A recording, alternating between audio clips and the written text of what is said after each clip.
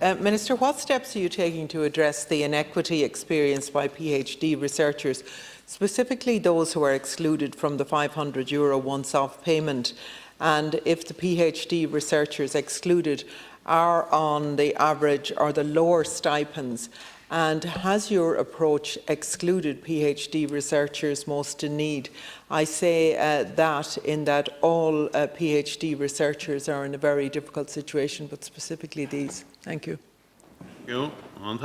Deputy Conway Walsh, it's important to note that my department allocates recurrent funding to the HEA for for direct disbursement to HEA designated higher education institutions. However, as autonomous bodies, the internal disbursement of this funding is a matter for the individual institution. As is clear from the actions already taken in the cost of living measures outlined in the budget, my department is monitoring the issue of stipends and the views expressed by students and other stakeholders. And with that in view, as an immediate and tangible relief against the challenges of the rising cost of living, I am introducing a once-off payment in 2022 of €500 for PhD students who receive an IRC or SFI award, and a €500 increase to the stipend baseline in 2023 for PhD students who receive either of those awards as well. PhD student recipients may also, in certain circumstances, qualify for support from SUSI. My department will soon begin, and I want to confirm this evening, a review of PhD student supports, and we plan to have a report commissioned and finished by early 2023. I do intend to announce further details in the coming days once finalised, and would welcome the Deputy's views in relation to this.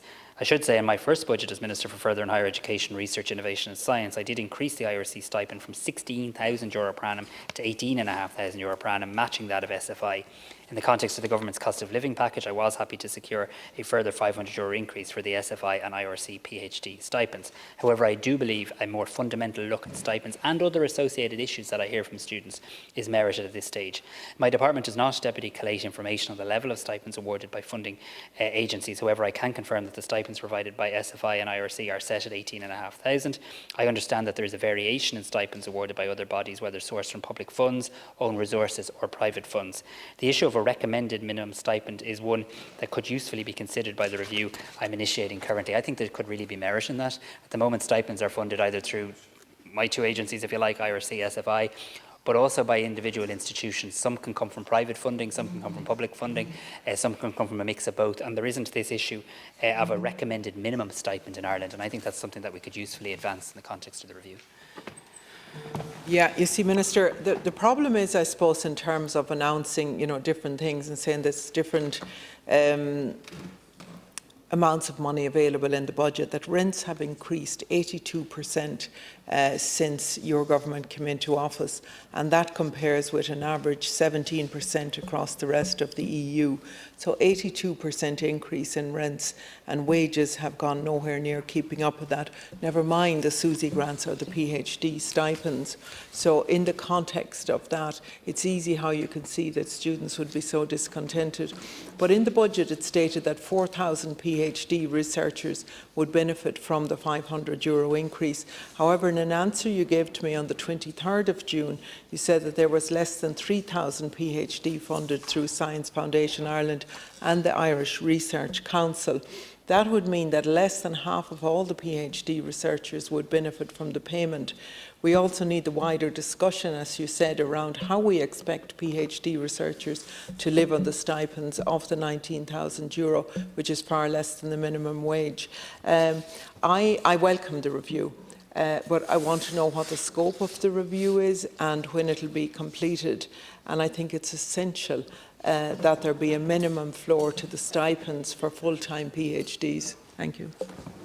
So I don't want to preempt the review, Laskin Corla, but my instinctive view is in line with your own deputy in terms of this idea of a recommended minimum stipend. I think that's something that would be quite helpful, because the more one looks into this issue, the more you realise there are so many different diverse ways in which stipends are funded. There's the ones directly funded through my own department's agencies.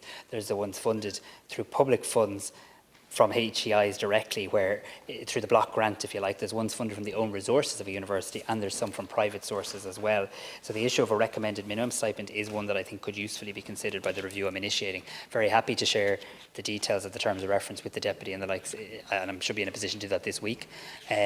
I am also intending on appointing someone external to carry out that, and their first job will be to engage with PhD students and their representative bodies.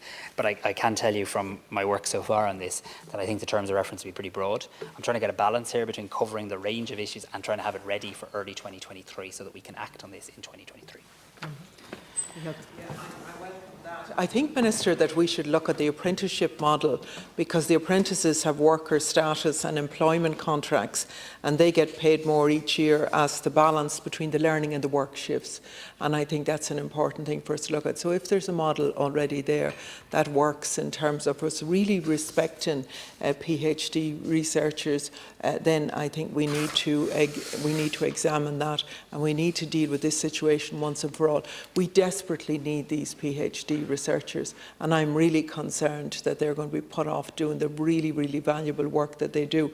I know myself, and you know from going to colleges as well, all the different work that they do, and there's a very unsavoury way that these workers and what they add and the value they add, and them being unappreciated and their work not being valued in the circumstances. And that's never mind, that's just even aside from the cost of living.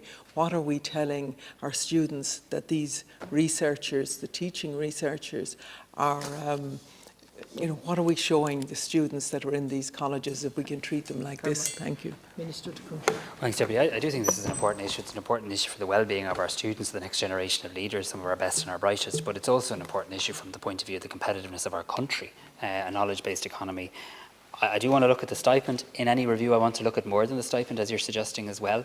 I think there's legitimate issues around how a PhD researcher or a PhD student is classified within the university. I don't actually think, and I'm not suggesting you are saying there is, but I don't think there's a one-size-fits-all model. Some countries that I think are viewed as doing very well in this area do classify the PhD students as employees. Others who also do very well in it and support PhD students, well, don't classify them as such. But I think that's an issue that does need to be teased through. I hear of other issues in relation to issues that probably are in the remit of the Department of Justice, around visas, around the right of a spouse of a PhD student to work. So there's a whole range of issues here, and what we're going to try and do in the coming days is capture them in a review, appoint an external person to carry out this, engage, and then crucially report, and report early in 2023, and I'm happy to work closely with you on it.